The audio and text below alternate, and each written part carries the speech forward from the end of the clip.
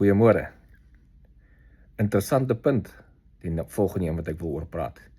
En dit is die comments wat ek kry van mense af wat baie duidelik nog ooit in 'n weermag was of miskien in 'n oorlog was nie. Of miskien net nie weet wat aangaan in die wêreld nie en dan kom sê hulle vir my, Amerika het nog nooit 'n oorlog gewen nie. Dan verstaan ek nie wat hulle in die laaste 100 jaar gesien het in die wêreld gebeur nie. Dan sê hulle, ja maar as jy nou vir hulle wys Amerika het al baie oorloë gewen, dan kom hulle met die volgende ding, redenasie. Ja, maar Amerika het nog ooit alleen 'n oorlog gewen nie. Want al die oorlog wat hulle gewen het, was daar ander mense betrokke. Ja, dis so. Maar dit beteken nie omdat daar ander lande ook betrokke is, dat Amerika het nie alleen kan doen nie. Beteken nie dat hulle sal nie die oorlog kan wen nie. Met daardie redenasie kan jy ook sê, niemand in die wêreld het alleen 'n oorlog gewen nie. Behalwe Brittanje, met die Falklandsoorlog. Hulle het alleen geoperate, niemand het hulle gehelp nie. Selfs ons in Angola het nie alleen gefight nie. Ons het UNITA gehad wat ons gehelp het. Dan kom dieselfde mense en dan sê hulle vir my, dan vra ek hulle net die een vraag, dan sê hulle vir my, Amerika het Vietnam verloor en Afghanistan verloor en so. Dan vra ek vir hulle dieselfde vraag. So sê jy vir my, dit beteken dat jy dink ook, ons het die Angola oorlog verloor. Nee, ons het die Angola oorlog gewen. Regtig? Is dit jou opinie? Ek weet ons het die Angola oorlog gewen. Kyk na die vergelyking. Ons vergevat Angola en Afghanistan en Vietnam. Ons het in Angola ingegaan en ons het die grondgebied wat ons gevat het gehou. Ons het ons doelwitte bereik. Hier en daar het ons 'n klein objective nie bereik nie, maar ons het ons overall doelwit bereik. Ons het Suid-Angola gehou. Ons het die vyand weggehou van die Angola grens af. Wel, dit het nie van kort klein skirmitselings met terroriste of klein groepies nie.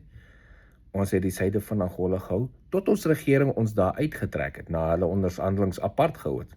Dit beteken nie die weermag, SAW, die oorlog verloor nie. Ons het die oorlog beheer en gewen. Oorlog waar ons was, het ons die plek beheer. Ons was nooit afgedryf van enige stellings en goed af nie. En ons objectives bereik. Die politieke objectives is weggegee later. En dit het niks met die feit te doen dat die weermag nie 'n oorlog kan wen nie.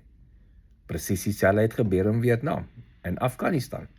Amerika het al objectives behou, hulle het al battles gewen, tot die regering vir hulle sê, okay, trek terug. Dan trek hulle terug en kom terug. Nou sit skielik hulle die oorlog verloor. Kyk in Afghanistan. Dan kom hulle by, ja, okay, maar Amerika het biljoene dollars se wapens net gelaat en weggehardloop. Nou weet ek nie hoe hardloop jy weg as dit jou meer as 'n maand vat om magte uit 'n plek te onttrek en meer as 'n jaar vat om heeltemal te onttrek nie. Dit beteken nie, ek weet nie, ons seker maar stadig hardloop. En die kammerstige wapens wat agtergelaat is nie Amerikaanse wapens nie. Ja, Amerika het dit vervaardig. Dit is vroeër deur Amerika gebruik. Daai wapens was alles oorhandig lank voor die einde van die oorlog aan die Afghanistan weermag. Dit was die Afghanistan weermag se eiendom. As ons vir hulle wapens so goed gee en transfer is hulle eiendom, gaan ons nie terugvat as ons klaar is nie.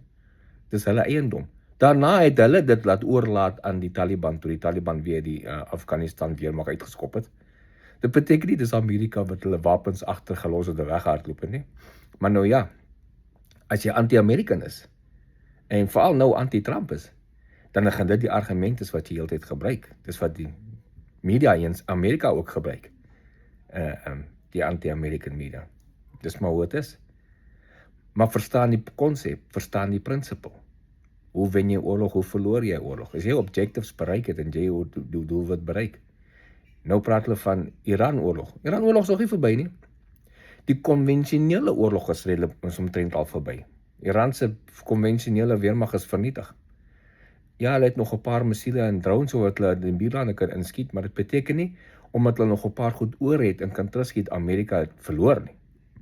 Die objective van die Iran-oorlog was om die konvensionele weermag van Iran te verwoes, dis bereik. Die ander objective, die grootste een, is hulle verhoed om 'n nukleêre wapen te bou. Dis 'n proses. Op die oomblik kan hulle nie, want hulle het nie die vermoë nie. En dit maak nie saak hoe lank het hulle vat nie, elke keer as hulle gaan probeer, gaan hulle gestryk word daar waar hulle probeer. So tot daai ding opgegee is, dan sal daai objective ook bereik wees. Hoe jy dit doen is 'n maak nie saak hoe jy dit doen nie, maar dit is hoe dit werk. So die wat so opmerkings maak en comments maak, en sê hulle vir my, bewys jy vir my wanneer Amerika oorlog verloor, ek gaan nog nie met tyd mors nie. Internet vol goed, jy kan self gaan soek. As jy glo in jou hart het Amerika het nog ooit 'n oorlog gewen het nie, baie geluk. As dit jou laat beter voel, baie goed vir jou. Maar jy regtig nie 'n realiteit wat in die wêreld aangaan nie. OK, dis nou vir vandag, geniet julle later. Cheers.